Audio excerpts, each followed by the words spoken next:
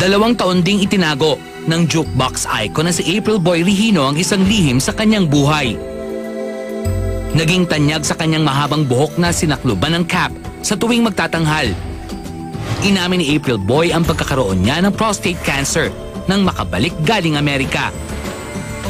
Labag man daw sa kanyang kalooban ang tinamasang kasikatan ng 44 mga awit sa loob ng 2 dekada ay kailangan nang magtapos. Ang pagreretiro ni April Boy sa mundo ng musika ay bilang pagtalima na rin daw sa payo ng kanyang doktor. Maging ang kanyang mahabang buhok ay kailangan niyang ipaputol dahil nakakaagaw daw ito ng nutrients na kailangan ng isang cancer patient. Samantala, sa kabila ng kanyang kondisyon, nagtanghal pa si April Boy para sa mga nasalantang biktima ng Bagyong Yolanda sa Tacloban City, Kamakailan. Ngayong hapon sa Star Talk, April Boy Regino, live! Talaga naman, Heart, puro buhay ang pinag-uusapan dito sa Star Talk. Joy Cancio, tapos ito naman, patuloy na nakikipaglaban para mabuhay. April Boy Regino, magandang hapon. Magandang hapon po. Okay. Sa lahat po ng nakikinig ay nanonood pala. Oo. Sa Star Talk. Yeah.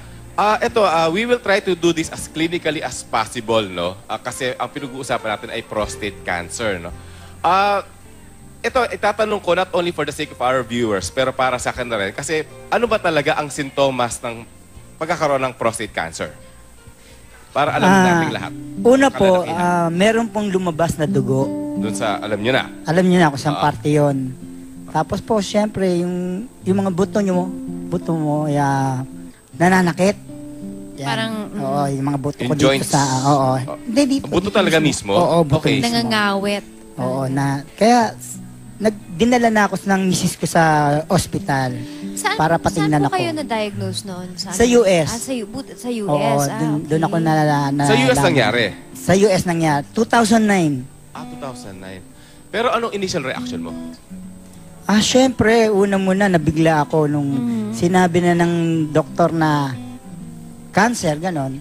Prostate cancer, ganon. Kumuha po kayo ng second opinion? Oo, 2. Bali, una, lalaki yung doktor na tumingin sa akin. Tapos sinabi nga na, yun nga, prostate cancer. Tapos, siyempre, ayoko maniwala dahil cancer eh. Ang hirap, siyempre, parang torture sa iyo yun eh. Ibig sabihin, pagka-cancer, mamamatay ka na, di ba? Lagi naman yung connotation eh. Oo, kaya sabi ko, mahal, punta tayo sa ibang doktor.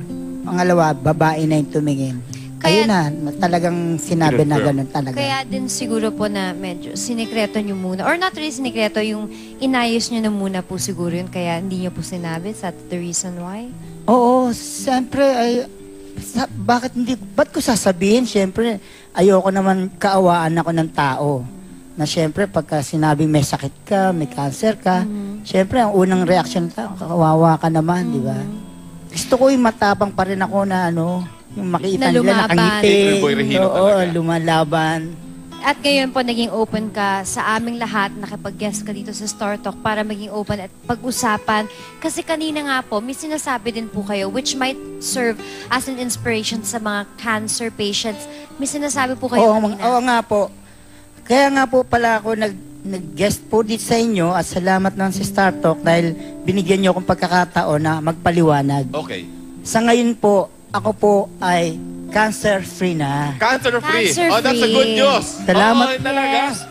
Salamat po sa Diyos at binigyan niya po ako ng panibagong buhay. Anong ginawa para maging cancer-free ka? Siyempre una, dasal muna. Aha. Nagdasal kami pamilya dahil nung una, makita ko yung mga anak ko, nag-iiyakan na yung misis ko. Saka ako, hindi na ako bumabangon. Talagang ayokong bumangon, ayoko na akong kumain dahil alam ko may cancer na ako. Pero sabi ng asawa ko, mahal, bumangon ka. Lumaban ka. Magdasal tayo sa Diyos. At tutulungan niya tayo. Magdasal tayo, pagaling ka niya. Tapos, sinundon ko rin po ng gamot na yung pong iniinom ko ngayon na, pure barley. Barley, yes. Which is good Opo. for Ito po yung yung nagpagaling po sa akin dahil araw-araw na talaga kung minom ako nito marami juice po ito na Same, talagang... same din yung kay Maritoni Fernandez, yung barley. Yun yung inuuna Oh, yun, nila. yun.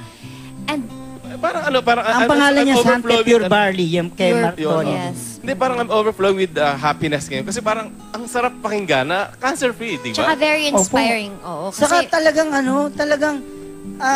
siyempre, wala namang pinapanalangin ng bawat tao pagka may cancer ka. Gusto mo talaga gumaling, Gumaling, oo. makapagpasaya pa ng tao.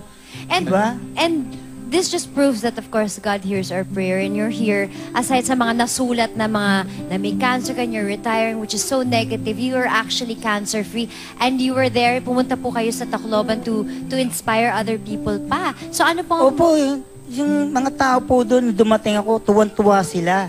Kasi parang hindi nila alam na darating ako doon. Parang sikreto po na kinumbida ako ng mga taga Tacloban, yung mga sundalo doon. At tapos nung makita ko ng tao, Tuwang-tuwa. siyempre inisip nila dati, di ba may sakit ako, may cancer ako. Tapos nakita ko nila, malakas na uli si April Boy. Namimigay na naman ng sombrero. Yun na nga po sasabihin ko, madami sigurado silang sombrero doon. Kaya nga, ito So, po, yes. ang mensahe sa fans. At, oo nga pala, maraming salamat sa lahat ng pagmamahal niyo sa akin.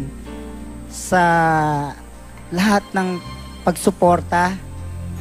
Lahat ng... Alam niyo kasi, ang totoo niyan, nag-retire na ako ngayon. Dahil sa... Yun nga, dahil siyempre, hindi na ako yun talagang... kasi di ba nagkasakit nga ako? Ang pinayo sa akin ng doktor sa akin Magpahinga muna. magpahinga. Siyempre, kailangan mo Kasi mag-recuperate.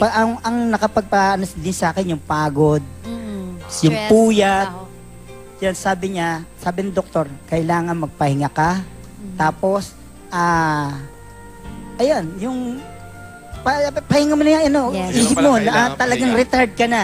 Pero ang maganda niyan, meron naman papalit sa akin. Ang papalit sa akin yung anak kong lalaki na si Kaya, JC may Regino. experience pa namin yung di ko kayang tanggapin na yan, na hindi ko makakalimutan. Kakantay ko ba? Pwede ba? Meron ba kayong di ko kayang tanggapin? Hindi na. Wala na. Akapella lang. As we go into a break, sige, di natin kakantahin. Okay. Meanwhile, we are very, very happy for you, April Yes. Boy Regino. Cancer-free. God bless. Thank you po. Up Okay. next, mga issue tungkol sa pagkakasino at paghihirap at pagpapakasal ng ex-wife ni Willie Revillame. Abangan namin po yan dito sa pagbabalik ng Star Talk. At nasalamat po sa Belo at sa Flores. At meanwhile, eto na, habang we are going to a break, kumakanta po si April Boy Regino ng Di Ko Kayang Tanggapin. Okay. Di ko kayang tanggapin na mawawala ka na sa akin. Napakasakit. Okay, nagbabalik po ang Star Talk. Thank you. April Boy Regino.